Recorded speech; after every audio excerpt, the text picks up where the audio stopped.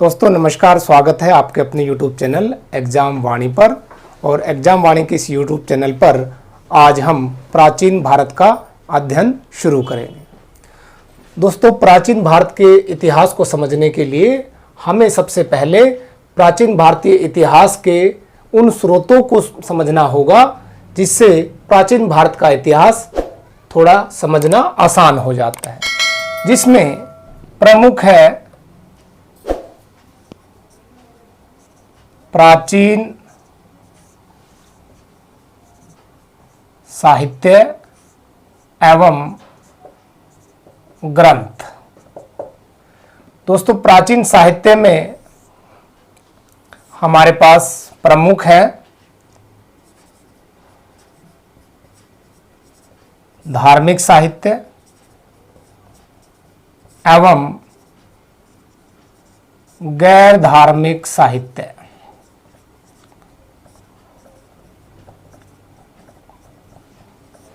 दोस्तों, धार्मिक साहित्य की अगर हम बात करें तो धार्मिक साहित्य में सबसे महत्वपूर्ण है हिंदू साहित्य, जिनमें कि आपके वेद, पुराण, उपनिषद, धर्मसूत्र एवं स्मृतियाँ आती हैं। इसके अलावा जैन एवं बौद्ध साहित्य भी हैं, जिसमें जैन धर्म से संबंधित साहित्य और जैन धर्म की प्रमुख रचनाएं हैं। इसके अलावा बौद्ध धर्म के साहित्य एवं बौद्ध धर्म की प्रमुख रचनाएं हैं। तो चलिए देखते हैं। सबसे पहले अगर हम बात करें हिंदू साहित्य एवं ग्रंथ, तो इसमें सबसे प्रमुख हैं आपके वेद, जिनकी संख्या 4 है। आपके ऋग्वेद, सामवेद, यजुर्वेद एवं अथर्ववेद। वेद प्राचीन संस्कृति को समझने में सहायक है। प्राचीन संस्कृति को समझने में वेद प्रमुख स्रोत है, क्योंकि दोस्तों आपको पता होना चाहिए कि ऋग्वेद 10 मंडलों में विभाजित है और 10वें मंडल में समाज का 4 वर्णों में विभाजन मिलता है। इसके अलावा जो दूसरा हिंदू साहित्य है वे है पुराण। इनकी संख्या 18 है एवं ये भी ऐतिहासिक घटनाओं को समझने में सहायक है। इसके अलावा तीसरे जो स्रोत हैं वो उपनिषद हैं, जिनकी संख्या 108 है और ये भी धर्म, कर्म, समाज आदि के परिचायक हैं। इसके अलावा दोस्तों जो चौथे हैं हमारे पास वे हैं धर्मसूत्र एवं स्मृतियां। इनका उल्लेख 600 ईसा पूर्व से 200 ईसा पूर्व के मध्य मिलता है। स्मृतियों में अगर हम बात करें तो याज्ञवल्क्य स्मृति एवं मनुस्मृति प्रमुख है। मनुस्मृति की रचना गुप्त काल की है। तो ये तो हमारे धार्मिक साहित्यों में हिंदू साहित्य एवं ग्रंथ हैं। इसके अलावा दोस्तों कुछ जैन एवं बौद्ध धर्म है, आइए जिन्हें हम देख लेते हैं।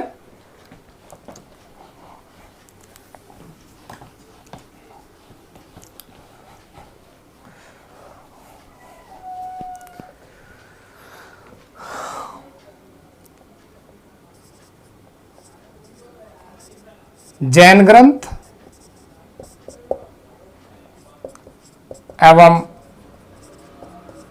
साहित्य। देखिए दोस्तों, प्राचीन जैन ग्रंथों को पूर्व कहा जाता है।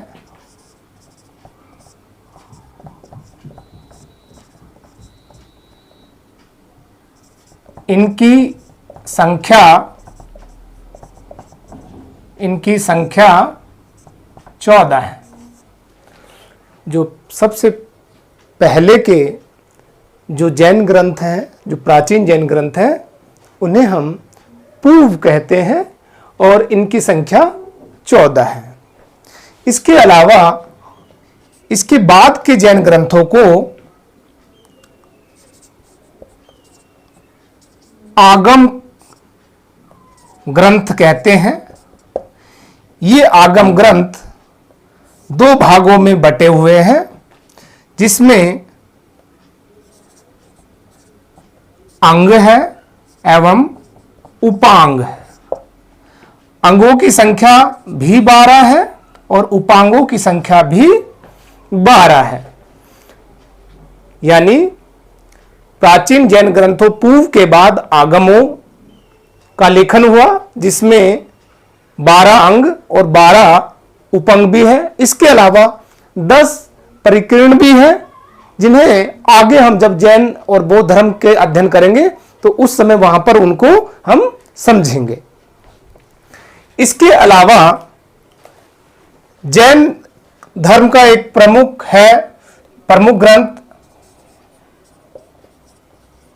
भगवती सूत्र है। भगवती सूत्र में महावीर जैन एवं उनके समकालीन संतों का उल्लेख मिलता है। भगवती सूत्र में महावीर जैन, 24वें तीर्थंकर महावीर जैन एवं उनके समकालीन संतों का उल्लेख मिलता है। इसके अलावा एक अन्य महत्वपूर्ण जैन ग्रंथ है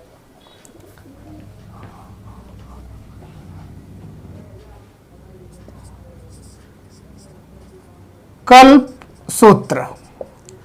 कल्प सूत्र की रचना भद्र बाहु द्वारा की गई है। तो ये कुछ प्रमुख जैन साहित्य एवं ग्रंथ हैं जिनका हमने अध्ययन किया। इसके अलावा कुछ और भी छोटे मोटे ग्रंथ हैं जिन्हें हम आगे अध्ययन करेंगे।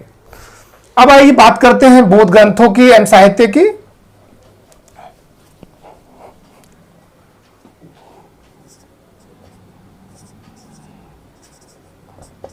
बौद्ध ग्रंथ एवं साहित्य। दोस्तों, बौद्ध ग्रंथ 2 भाषाओं में है। पहली पाली भाषा ग्रंथ और दूसरा है आपका संस्कृत भाषा ग्रंथ। पाली भाषा के ग्रंथों में प्रमुख हैं आपके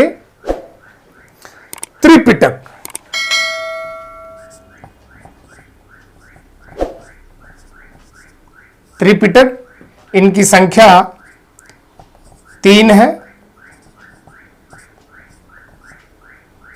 सुत्पिटक,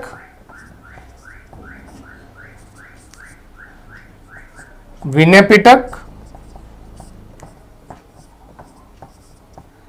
एवं तीसरा है अभिधम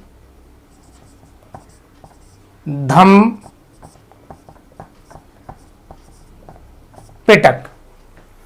दोस्तों, मैं बार बार आपको दोहरा रहा हूं कि बौद्ध ग्रंथों को पाली भाषा और संस्कृत भाषा ग्रंथों में विभाजित करते हैं। पाली भाषा का ग्रंथ है त्रिपिटक। इसके अलावा पाली भाषा के ही अन्य बौद्ध ग्रंथ हैं। जातक कथाएं,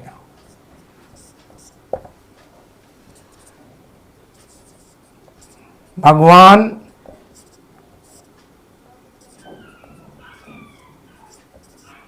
गौतम बुद्ध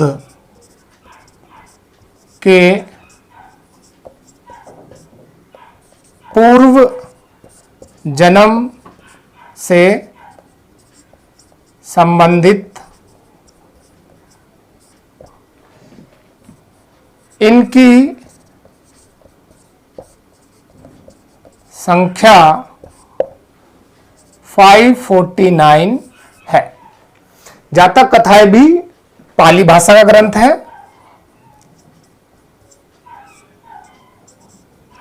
पाली भाषा का ग्रंथ है और ये भगवान गौतम बुद्ध के पूर्व जन्म से संबंधित है और इनमें जो कहानियां एवं कथाएं हैं उनकी कुल संख्या 549 है। तो ये कुछ प्रमुख हैं। इसके अलावा और देखिए,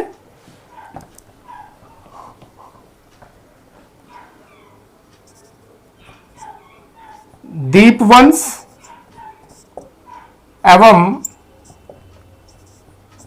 महावंश, इस ग्रंथ में, ये भी पाली ग्रंथ है, मैं यहां लिख देता हूं, पाली भाषा का ग्रंथ है एवं पाली भाषा का ग्रंथ है। इसमें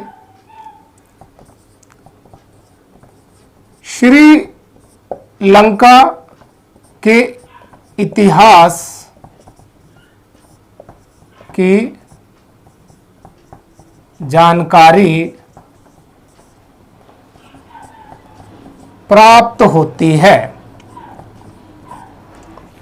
दीपवंश एवं महावंश, इससे हमें श्रीलंका के इतिहास की जानकारी प्राप्त होती है और पता चलता है कि किस प्रकार भारत से बौद्ध धर्म श्रीलंका पहुंचा।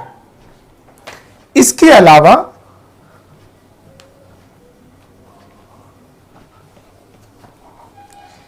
अलावा जो संस्कृत ग्रंथ हैं बौद्ध धर्म से संबंधित, मैं फिर से दोहरा रहा हूं कि ये हिंदू धर्म से संबंधित नहीं है, ये संस्कृत ग्रंथ जो कि बौद्ध धर्म से संबंधित है, जिसमें प्रमुख रूप से अश्वघोष, जो कि कनिष्क के शासनकाल में एक बड़े ही विद्वान अश्वघोष हुए बौद्ध धर्म से संबंधित कनिष्क के काल में, उन्होंने संस्कृत भाषा में महात्मा गौतम बुद्ध की जीवनी, बुद्धचरित लिखी है। किसने? अश्वघोष ने। और अश्वघोष किसके शासनकाल में? कनिष्क के शासनकाल में। और ये संस्कृत भाषा का ग्रंथ है, बुद्धचरित संस्कृत भाषा का ग्रंथ है। इसके अलावा सौंदरानंद, ये भी अश्वघोष की रचना है और संस्कृत में है।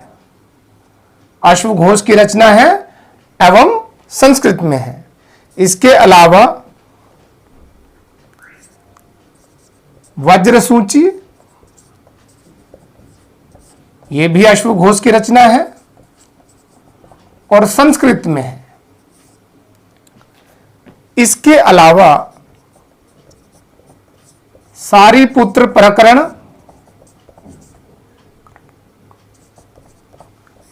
ये भी अश्वघोष की रचना है और संस्कृत भाषा की ही ये भी रचना है, संस्कृत भाषा की रचना है। बुद्धचरित, सौंदरानंद, वज्रसूची और सारीपुत्र, और ये सभी की सभी अश्वघोष की लिखी हुई पुस्तकें हैं। और मैं बार बार बता रहा हूं कि अश्वघोष ये किसके दरबार में थे? कुषाण शासक कनिष्क के दरबार में थे। ठीक है, चलिए, तो ये तो हमने की कुछ धार्मिक साहित्य की बात। इसके अलावा कुछ गैर धार्मिक साहित्य भी है। जैसे चलिए हम बात करते हैं,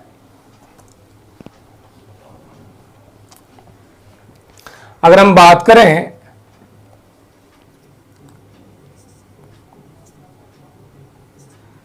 कौटिल्य, जिसे चाणक्य भी कहा जाता है, इनकी एक रचना है अर्थशास्त्र। और दोस्तों ध्यान रहे, अर्थशास्त्र एक संस्कृत में लिखी हुई पुस्तक है। अर्थशास्त्र की तुलना मैकियावली की प्रमुख पुस्तक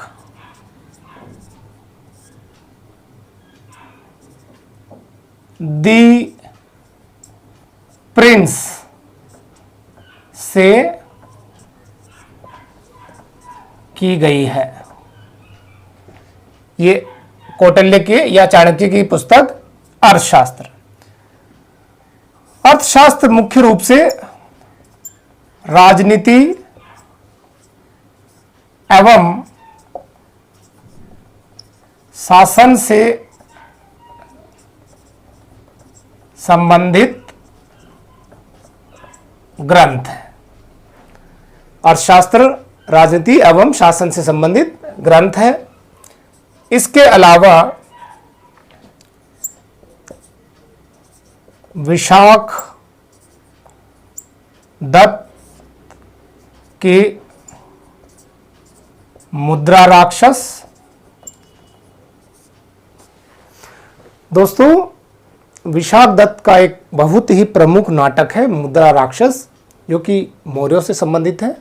और इसमें चंद्रगुप्त मौर्य को निम्न कुल उत्पन्न बताया गया है। किसमें? विशाख दत्त के संस्कृत नाटक मुद्रा राक्षस में। इसके अलावा आप देखें तो विष्णु शर्मा के पंचतंत्र, ये भी संस्कृत ग्रंथ है। इसके अलावा महाकवि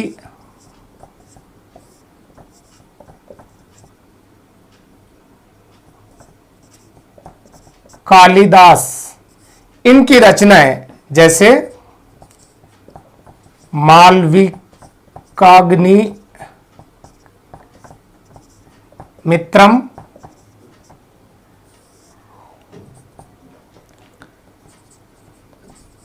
अभिज्ञान शकुंतलम।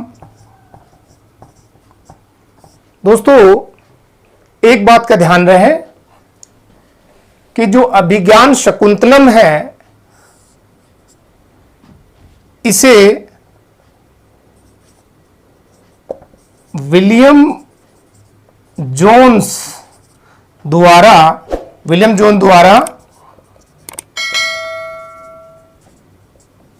अंग्रेजी भाषा में अनुवाद किया गया है। 1789 में 1789 में अभिज्ञान शकुंतलम नाटक को विलियम जोन्स ने, आपको पता होना चाहिए एशियाटिक सोसाइटी ऑफ इंडिया के हेड थे विलियम जोन्स, और उन्होंने 1789 में इसी संस्कृत नाटक का अनुवाद अंग्रेजी भाषा में किया है। इसके अलावा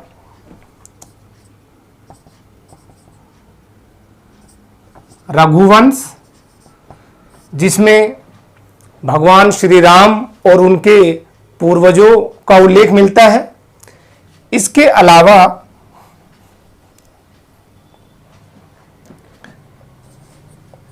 मेघदूत में यक्ष एवं उसकी प्रियतमा का वर्णन है। इसके अलावा एक बड़ी ही फेमस पुस्तक है ऋतु संहार, जिसमें षड ऋतु के संबंध में जानकारी मिलती है। तो कालिदास की कुछ प्रमुख काव्य हैं, जैसे मालविकाग्निमित्रम, अभिज्ञानम शकुंतलम। और अभिज्ञानम शकुंतलम के बारे में मैंने बताया अभी आपको कि अभिज्ञानम शकुंतलम को अंग्रेजी भाषा में सर विलियम जोन्स द्वारा 1789 में किया गया है। इसके अलावा रघुवंश है, जो भगवान श्री राम और उनके पूर्वजों की कहानी बताती है।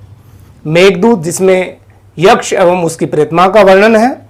ऋतु संहार, इसमें षड ऋतुओं का उल्लेख है। चलिए आगे बढ़ते हैं।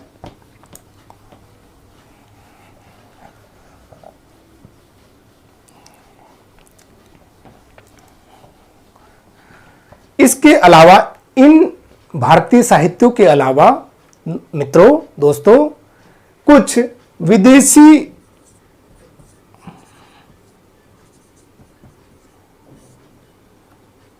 यात्रियों का विवरण भी मौजूद है, जिसमें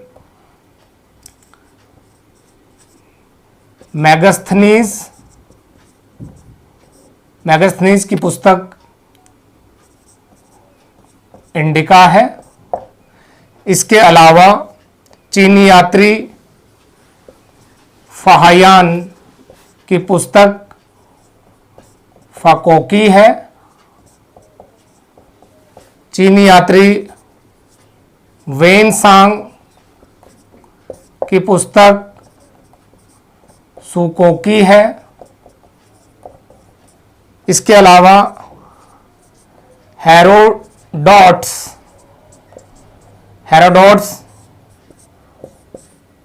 फादर ऑफ हिस्ट्री, इतिहास के जनक, इतिहास के पिता हेरोडोट्स को कहा जाता है, उनकी हिस्टोरिका। इसके अलावा प्लानी की पुस्तक नेचुरल हिस्टोरिका। ये सब तमाम पुस्तकों के माध्यम से भी हमें भारत के प्राचीन इतिहास की जानकारियां उपलब्ध होती हैं। चलिए, ये तो हमने साहित्य की बात की। अब बात करते हैं कुछ आर्कियोलॉजिकल फाइंड्स की। आर्कियोलॉजिकल फाइंड्स में जो तमाम चीज़ें प्राचीन काल की खोजी गई हैं या जिनका पता चला है, उनसे भी प्राचीन भारतीय इतिहास की बहुत गंभीर जानकारियां प्राप्त होती हैं। देखिए, जो आर्कियोलॉजिकल फाइंड्स हैं, यानी आपके पुरातात्वीय साक्ष्य, जिसमें सबसे प्रमुख है अभिलेख, जिसमें इन अभिलेखों में सबसे प्रमुख है अशोक के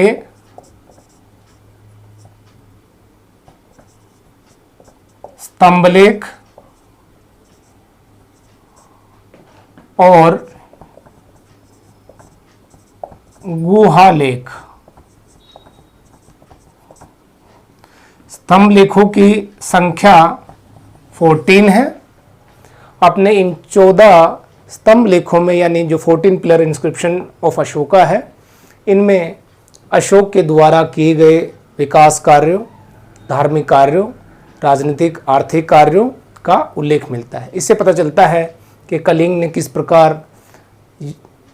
अशोक ने किस प्रकार कलिंग का युद्ध जीता, किस प्रकार कलिंग के युद्ध में रक्तपात को देख करके उसका मन विचलित हुआ और उसने विजय धम के स्थान पर बुद्ध धम को ग्रहण कर लिया। इसके अलावा खारवेल का हाथी गुम्फा अभिलेख,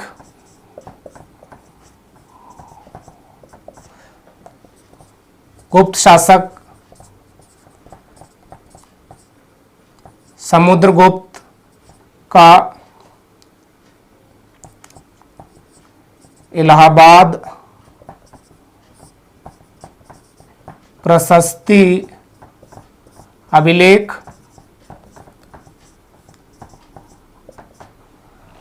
और ऐसे अनेकों अनेक अभिलेख हैं जिनकी आगे हम अध्ययन के दौरान चर्चा करेंगे। इनसे भी इतिहास के संबंध में अनेक महत्वपूर्ण जानकारियां प्राप्त होती हैं।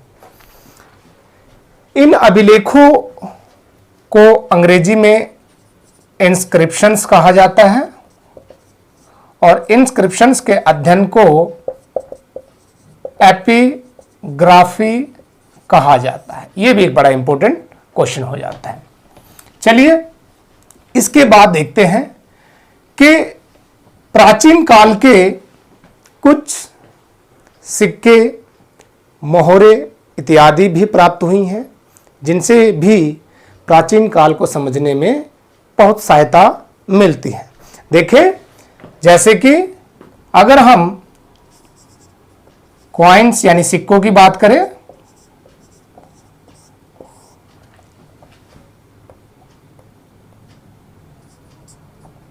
प्राचीनतम सिक्के हड़प्पा काल के हैं।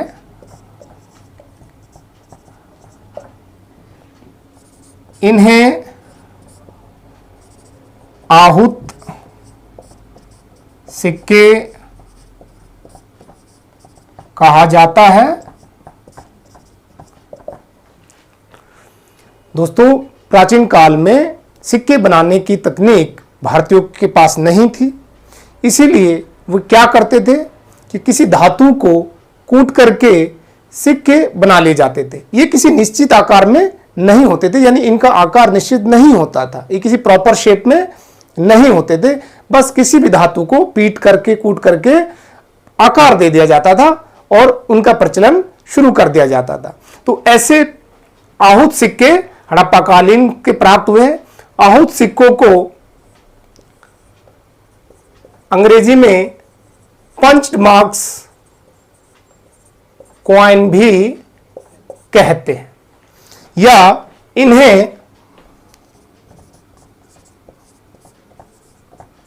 कासार्पण भी कहते हैं। सिक्कों में और अगर हम बात करें,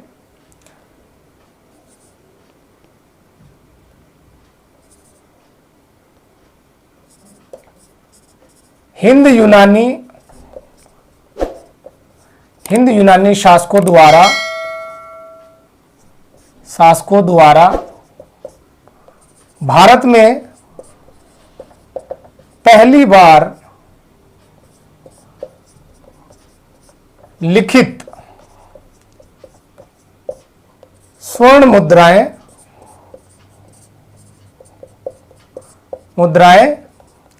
जारी की गई। यानी दोस्तों ना केवल ये मुद्राएं स्वर्ण में थी, स्वर्ण धातु की थी, बल्कि इन पर पहली बार शासकों के नाम आदि का भी उल्लेख किया गया। उसके बाद दोस्तों कुषाण शासकों द्वारा शुद्ध स्वर्ण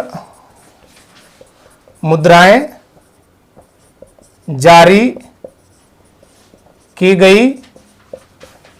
इनका वजन 124 ग्रेन था। अब क्या अंतर आया? कुषाण काल में स्वर्ण मुद्राओं की शुद्धता और अधिक बढ़ गई, यानी शुद्ध स्वर्ण मुद्राएं जारी की जाने लगी और इनका वजन 124 ग्रेन था। इसके अलावा दोस्तों कुषाण काल में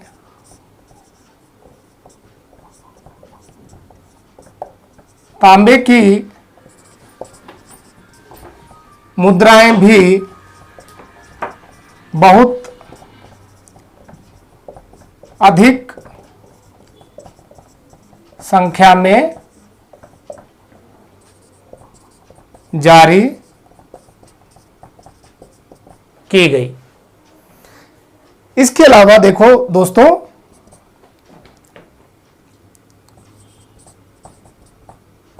कुषाण शासकों ने हिंदू देवी देवताओं के चित्र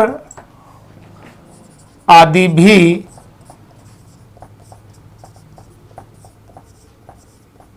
सिक्कों पर खुदवाए। इसके बाद देखें दोस्तों कुषाण शासकों के बाद गुप्त काल आता है।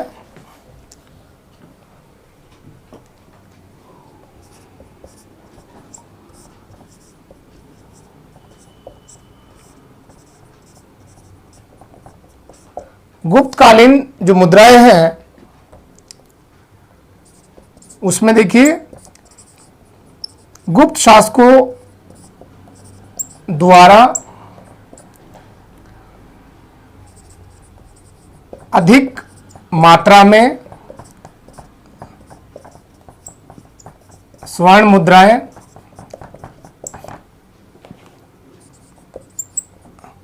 चलाई गई। इसके अलावा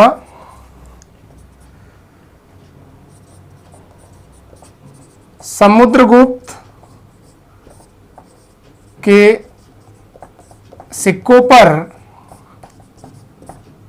उसे वीणा बजाते हुए दर्शाया गया है।